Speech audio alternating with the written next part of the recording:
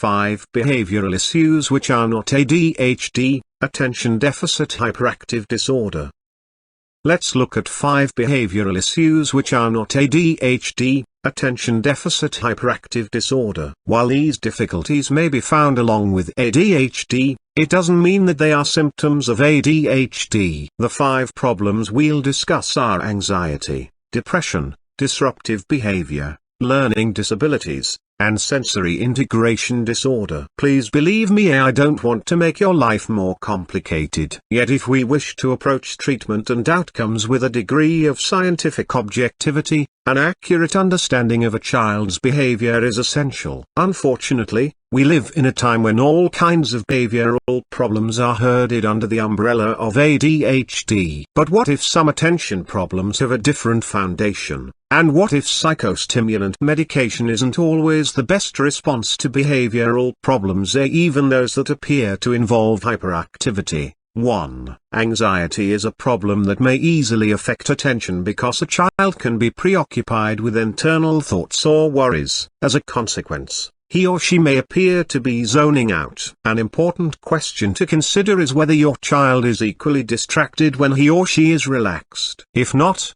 situational factors may be triggering anxiety and inattention. Sometimes children who do not know how to handle a worrisome situation, or who have difficulty expressing their feelings, clam up. Don't you have a harder time concentrating on work if you're nervous or worried about a personal situation? It can be much more difficult for a child to articulate his or her worries. A concern that seems trivial to adults can also cause great anxiety for a child as well. For example, a preschool boy was very worried in school until it was discovered that he was having trouble handling his buckles and snaps at the bathroom break, but was afraid to ask help. A 7th grade girl couldn't focus in her language arts class because she was seated next to a girl who had mocked her in gym. Depression is a mood disorder which can impair executive thinking skills like working memory, cognitive flexibility, planning, and attention. 2. Depression turns our minds idle down, and as a result we can appear out of it, but the cause is not ADHD. Irritability, lack of initiation or interest,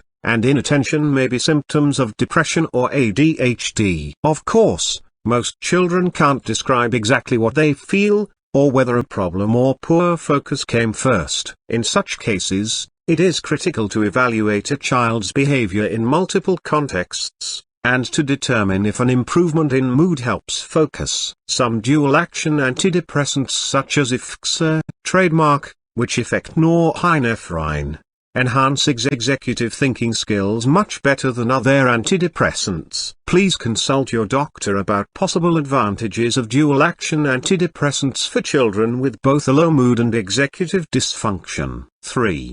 Disruptive behavior is an especially prevalent problem in school. Some kids just won't settle down and are a significant learning liability for other students. Sometimes, disruptive behavior is mistaken for hyperactivity. Indeed, hyperactivity may lead to disruptive behavior, but they are not the same thing. All kinds of kids can be disruptive, sometimes intentionally. A hyperactive child has trouble slowing down, even though he may wish to. An intentionally disruptive child may be feeling frustrated by classroom expectations, rebelling against authority, developing self-control at a slower rate than peers, or seeking attention. If a child is invested in gaining attention through mischief, loudness, or intrusion, a medicine such as Ritalin, trademark, is not likely the best course of. 4. Learning disabilities may affect one or more subject areas, as well as social interaction. It stands to reason that if a child has a learning problem, in reading for example, he or she will be less attentive to that aspect of instruction. A learning disability can certainly be exacerbated by ADHD, but ADHD itself is better understood more as a learning liability than something like dyslexia, a specific learning disability. 5. Sensory integration disorder, SID, is a problem with either being oversensitive or undersensitive to sensory stimuli. These problems can make a child appear either hyperactive or inattentive. This disorder is often confused with ADHD, especially in preschool children whose sensory integration difficulties undermine self-control. A child with a sensory integration disorder may be distressed by loud noises, bright lights, rough textures, or smells, or conversely, may need to handle things, hang upside down, or shout boisterously. For an excellent discussion of sensory integration disorder, read Carol Stock-Kranowitz's book,